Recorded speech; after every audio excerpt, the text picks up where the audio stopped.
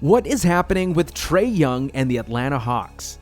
Hey guys, welcome back to Hoop Reports. Today, we will be looking at a young rookie who has taken the NBA by storm the last 2 seasons and has made a name for himself with insane stats and numbers while carrying the burden of shooting and playmaking for his team.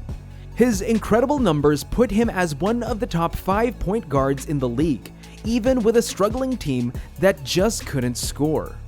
Being put alongside household names such as James Harden, Bradley Beal, Damian Lillard, and Giannis Antetokounmpo is not something to be scoffed at. Young was 4th on that list, and even ahead of the current league MVP, becoming the 4th best scorer and being in the top 7 point guards in the previous is no mere feat. But the astonishing thing about it is doing this in just his 2nd year in the league. Remarkable.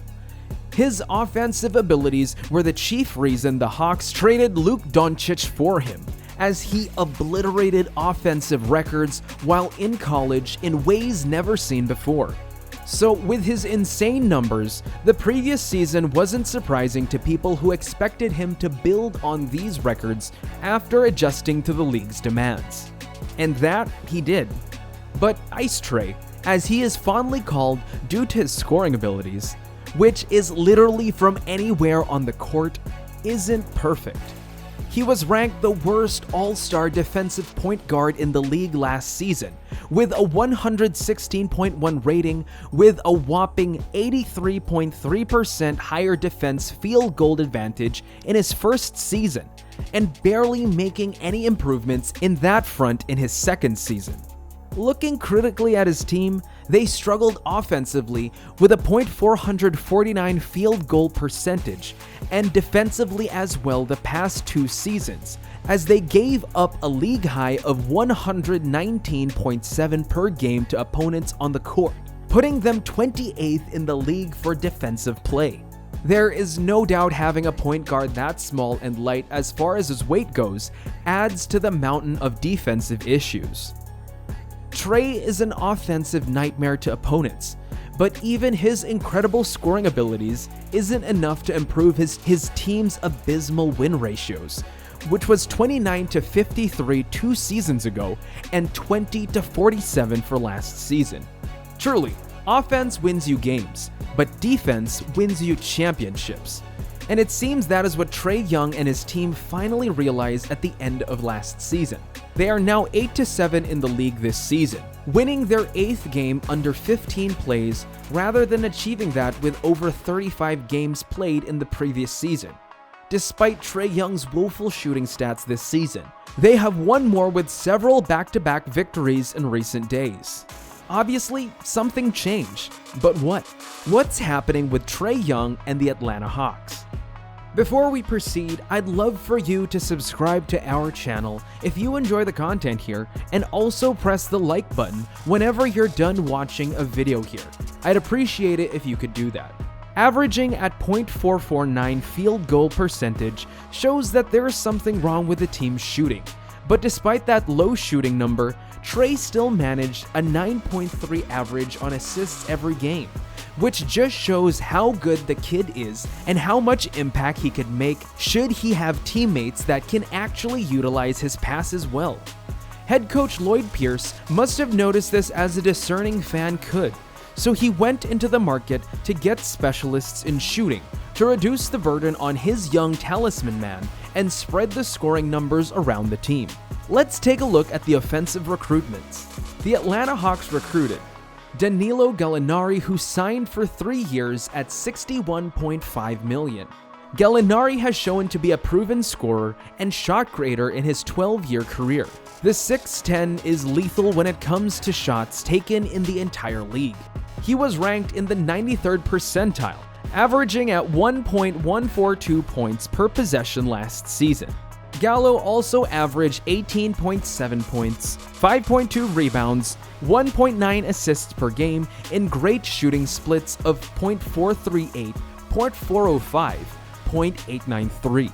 One of the more efficient scorers in the NBA.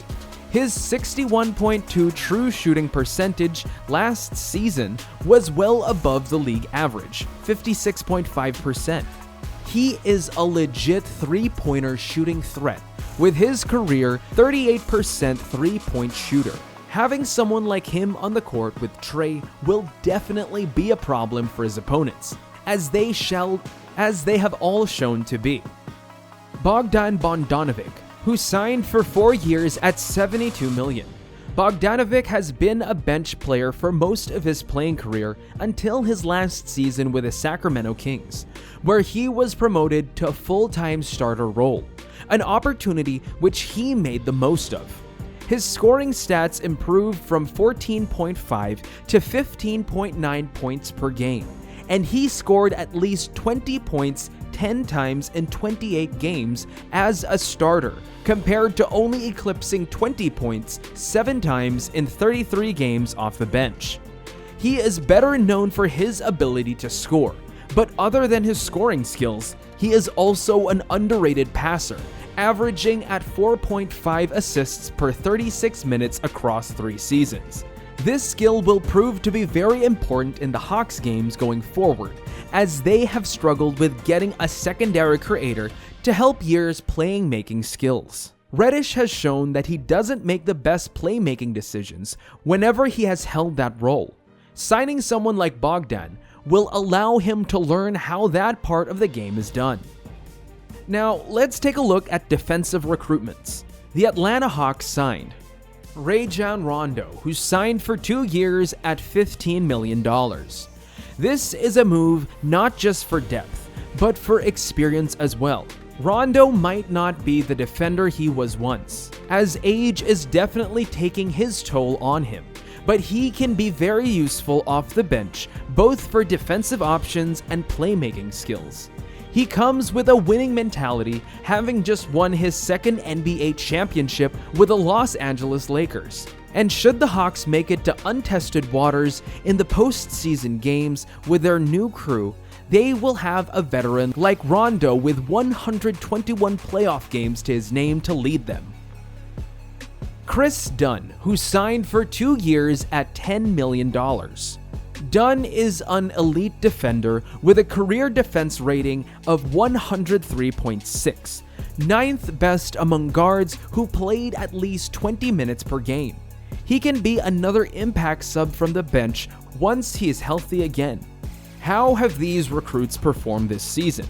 The Atlanta Hawks are now 6th in NBA defensive efficiency, up from the doldrums they were before.